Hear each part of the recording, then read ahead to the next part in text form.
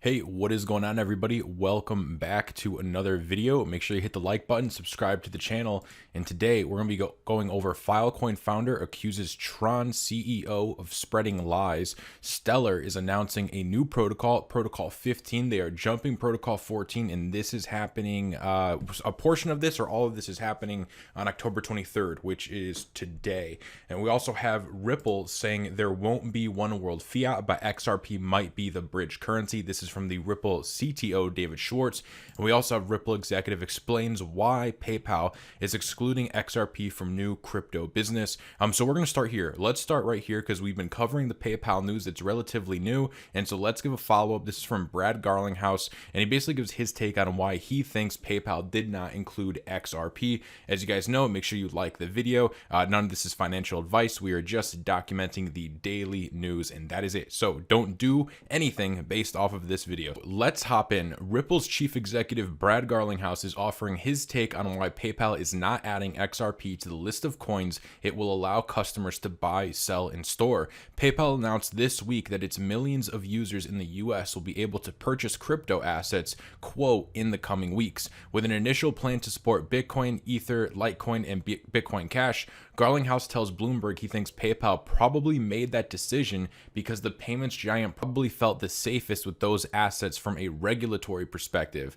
Brad says, PayPal, I think, has said they plan to go live with Bitcoin and Ether, and part of that goes back to the regulatory clarity. If you are a company looking at investing in or building upon a technology like XRP or like other digital assets, if there's not regulatory clarity, then you're likely to go with the ones that are clear. And that's what you've seen. I think not just with PayPal, but certainly others in the marketplace that say, I'm going to start with Bitcoin and Ether because they have the good housekeeping seal of approval in the United States. In other countries like Japan, you see a much broader base where there is a level playing field and you see multiple participants achieving success in that market. In addition, Garlinghouse says he thinks the fact that PayPal won't allow users to move their crypto assets to other wallets is a misstep. He says 2 steps forward, 1 step back. Great to see a payment pioneer leaning in, but disappointing some fundamental tenets/benefits of crypto are spurned. I suspect PayPal is concerned about the, wait for it, regulatory uncertainty impacting its rollout on a number of levels. Ripple has floated the idea of moving its headquarters out of the US due to what Garlinghouse sees as a guessing game of regulations in the US that creates an uneven playing field. Brad Garlinghouse was basically saying that, different portions, different sub factions of the government have different opinions. You go to the SEC and then you go to some other division, and the way that they classify cryptocurrencies are 2 completely different ways. What Brad Garlinghouse is saying definitely makes sense. The other thing is that Brad has been saying this for, it's got to be at least a couple of years at this point, where he's been saying and calling that we need regulatory clarity. And I'm honestly not surprised that XRP isn't on the initial lists of coins that PayPal will allow you to buy, sell, and shop with, because Brad has been saying this, right? So it's not really a surprise, because Brad has been saying this, that what is hindering XRP is the lack of regulation. Not even just XRP, but crypto assets across the board. Bitcoin, there's a little bit more there, but for these other cryptocurrencies where they could be, partially securities, or some cryptocurrencies that are full securities, there's a whole space out there, right? Cryptocurrency is so much more than Bitcoin and Ethereum and Litecoin, and it's even so much more than XRP. And until we get clarity for all of this stuff, regulatory clarity where all bodies of government can agree upon what this is and what that is, and there's no question about it, then yeah, companies are going to be hesitant. People are going to be wary before using this technology. People are just going to stay out of it because they're unsure. People don't like new things. People like what's comfortable. They like what's already their daily routine. And people are very they don't want to switch up in any way. They're very settled. It's hard for people to make drastic changes, especially with something with payments, and especially when there's not that regulatory clarity. However, we know how game-changing cryptocurrencies are and how much they do just help on an everyday basis. Just the simple instant payments is insane,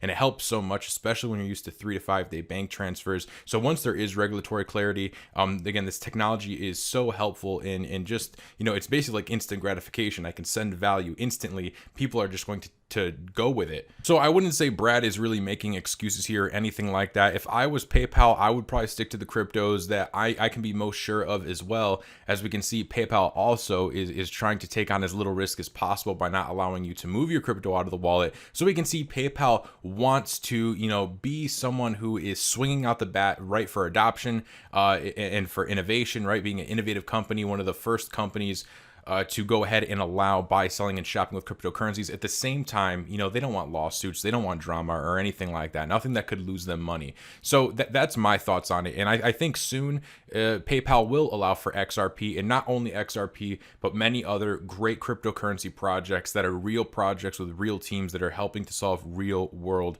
problems, real solutions for right now. Let's move on to Ripple CTO David Schwartz.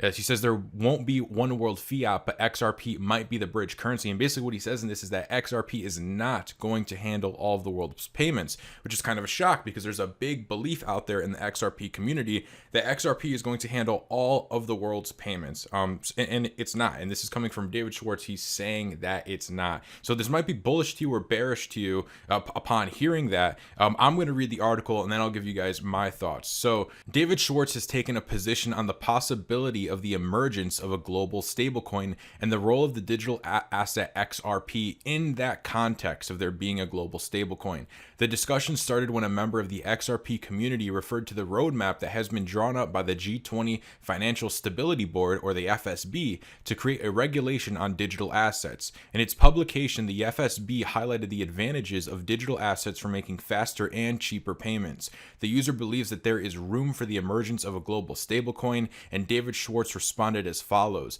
He says, "I don't think there's going to be one world fiat anytime soon. So even with stablecoins, there will be a lot of them to make liquidity between CBDCs, other stablecoins, and new tokenized asset classes, securities, and DeFi. There's room for a neutral, jurisdictionless asset." Now it says XRP or XLM, which will be the bridge of the world economy. Continuing the discussion, another community member asked Schwartz if this neutral and jurisdictionless asset is XRP or the native digital asset XLM of Stellar's blockchain.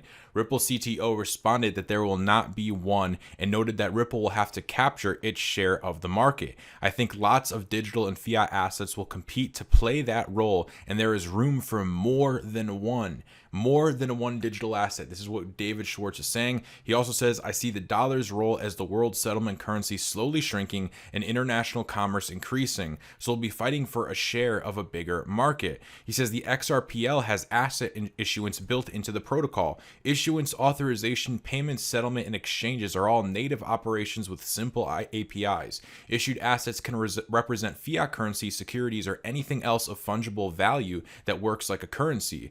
The XRP ledger cannot handle all the world's payments, and I'm not proposing a one network solution. That's totally unrealistic. People want different things and have different problems, but XRP can be the hub or backbone that provides the fast international settlement piece. It won't solve the last mile problem, but will help with interoperability and concentrating liquidity so enterprises don't have to keep funds in every payment system.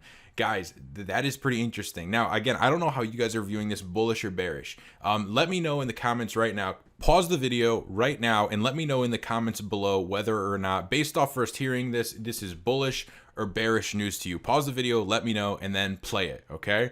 All right, so I'm about to go into it. This is my opinion. To me, guys, I'm seeing this right off the bat as very bullish because I own more digital assets than just XRP, right? If all that you have been doing is just buying XRP, right? You're all in on XRP, that's all you own, and you've been planning on, this narrative that XRP is going to handle all of the money, it's going to handle all of the world's payments, and you've only stacked XRP, I could see how you're not bearish, but you're like, damn, like, all right, so it's not going to be maybe, this, you guys hear it, XRP $10,000 a coin. And I don't even want to get into, XRP $10,000 a coin. But I mean, if XRP was handling all of the money, it would have to be an insane, crazy number like that. But here we have the Ripple CTO, David Schwartz, saying that Ripple's probably not going to handle all of the money. It's going to handle, he says in his words, is XRP can be the hub or backbone that provides the fast international settlement piece. So he's saying a very specific specific use case for XRP. And for me personally, as a holder of a basket of different cryptocurrencies, I'm bullish because that means that, hey, some of these other currencies that I have, right, like let's say XLM, if you own some XLM, this gets you kind of bullish because it's like, okay, wait, there is going to be a spot for XLM too. It's not XRP or XLM, which one should you own? But rather, hey, maybe you should own both, because it's not like XRP is going to take over everything and put everything else out of business. And this is coming directly from David Schwartz, the CTO of Ripple, who we know, I mean, he's in there working on this stuff every single day. He's been there from basically day one. He's a smart guy, and he's the one who is saying this. So I don't see any reason to be bearish. Again, if you had a 100% portfolio to XRP, I could see how you might be, feeling like, oh, damn.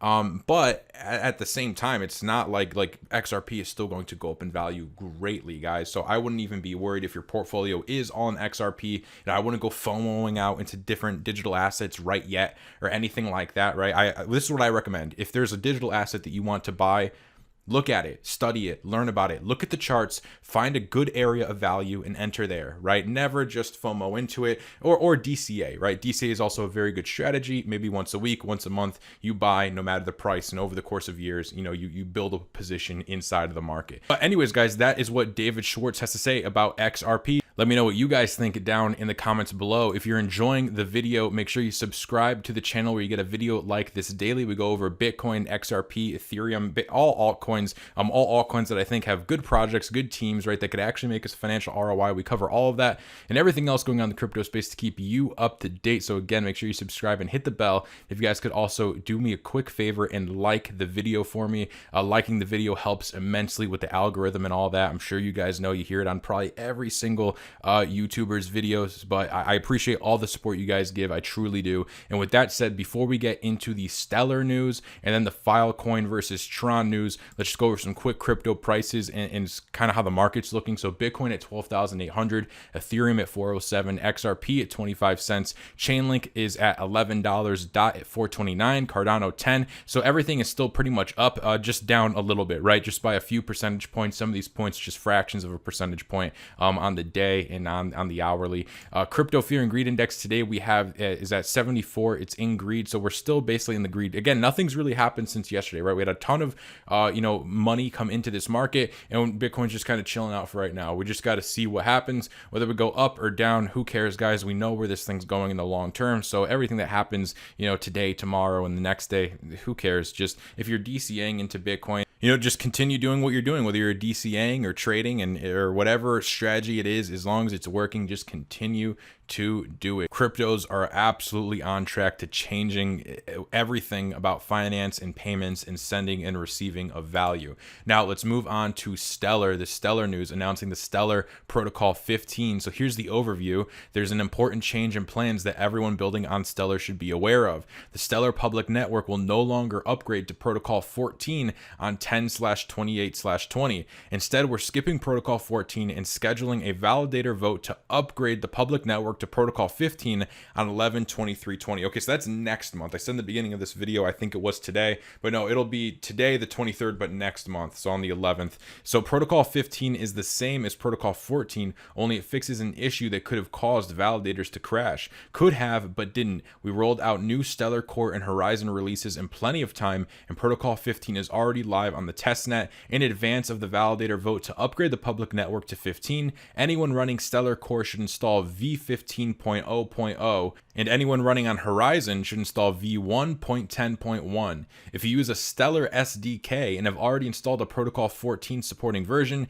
you should be fine. This update doesn't require changes at the SDK level. For the past several weeks, we've been notifying everyone about the upcoming vote to upgrade the Stellar public network to 14. Well, it turns out we're skipping that one, instead going straight to 15. In order to give everyone who runs Stellar Core and Horizon time to install up-to-date versions, we're pushing the vote to upgrade the public network to 15 on Monday, 11/23/2020.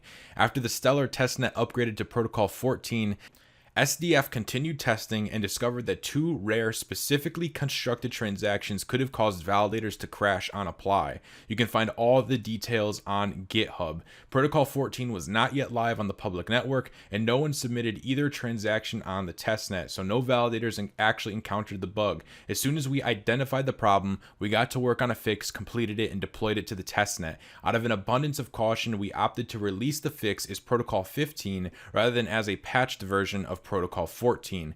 The discovery is exactly the kind of thing the testnet is designed to bring to light long before we suggest a change to the public network. We thoroughly test it in a sandbox environment and leave plenty of time to root out and correct potential problems so they never go live in a production environment. Guys, Stellar is on top of their stuff. One thing that I could also say about Stellar is just their transparency. Over the years of following the project Stellar and their coin XLM, I've seen them be very, very transparent in the way they do things, right? When there's bugs, when there's problems, Stellar is not one to hide any problem. They'll straight up tell you exactly what went wrong, when it went wrong, and how they fixed it and how it's better now. And that is one thing that I do absolutely love about the Stellar project. They just seem overall very transparent, and it seems like, you know, anything you want to know, Stellar is willing to tell you. They're not really hiding anything. They're not really doing anything shady. Stellar also has very little hype behind it. You know, it's not like there's a Stellar team or an XLM army or anything like that. Let me know down below if you are actively building a position in Stellar, or if you've already accumulated Stellar, or if you don't want anything to do with it, right? I know a lot of people, they're like, I want XRP, not XLM. Let me know if you're one of those types of people as well. I'd love to just know your opinions. Let me know why down in the comments below. I love reading your guys' comments and basically just learning from you guys. Every time I read the comments, I always learn something new. Now, let's move on to Filecoin founder accuses Tron CEO of spreading lies. The conflict between the creator of the IPFS platform and founder of Filecoin, Juan Bennett, against the CEO of Tron, Justin Sun, continues. After the launch of Filecoin, Sun published a tweet that rekindled the conflict with Bennett. The Tron CEO, Justin, accuses Filecoin of being a scam platform after 1.5 million of the Phil token were sold for 300 million. This massive dumping on the market, according to Sun, caused the price of Phil to drop to 60.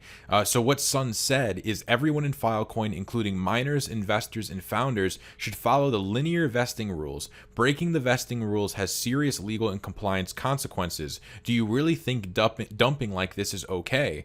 Bennett has denied Sun's accusations and that he or the Filecoin team dumped funds on the market. Instead, Bennett published several articles accusing Sun of being a bad actor. Bennett claimed that Sun has lied, cheated, and scammed his way to a fortune. He has harassed communities and left a wake of destruction behind. He has tried again and again to harm our communities and tried to steal our success. In addition, Sun was accused of having a financial interest in doing harm. There is speculation about Sun launching a Filecoin fork. Therefore, the tweet may be part of a strategy that would lead to the justification of the launch of an alternative platform. In that sense, Bennett said, if Justin does fork Filecoin, a warning to any miners that consider joining, look at the history of projects associated with Tron and confirm you want that, and you may become the victim of a huge pump and dump scam. Good luck.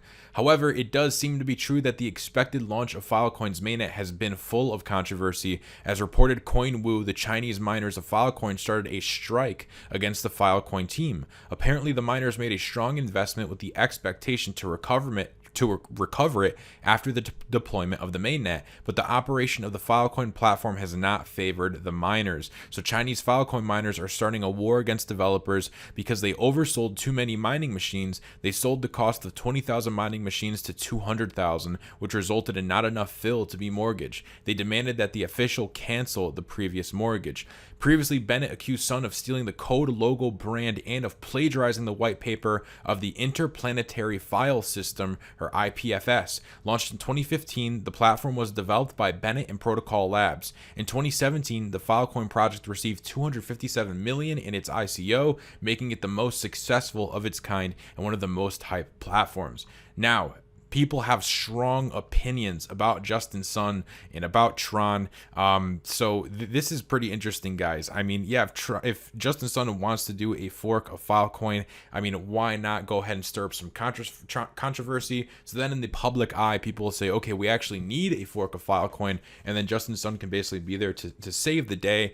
Again, I'm not Justin Sun's greatest fan, right? I'm not. I think Tron is a really good blockchain. I think they got some good dApps, but I just still haven't really been able to figure out Justin Sun in exactly what he's about. I've seen some of the marketing he's done. I've seen some of the other things he's done, and I get it. I mean, I understand what he's doing. He definitely adds some drama to this space, right? He does stir people up sometimes. But let me know what you guys think in the comments down below. Do you think Filecoin is on the right side here, or do you think Tron is on the right side here? Who do you think, or does this not even matter to you? Do you think this is just garbage? Let me know that too as well in the comments below. With that said, if you guys did enjoy the video, please go ahead and hit the like button. It helps a ton with growing the channel. And again, if you like videos like this, you like crypto videos, you want to be updated on the news every single day, Bitcoin, altcoins, XRP, everything going on in the crypto space, then make sure you subscribe and hit the bell so you're notified when I upload. And with that said, I hope you all have a great day, and I'll see you all on the next video.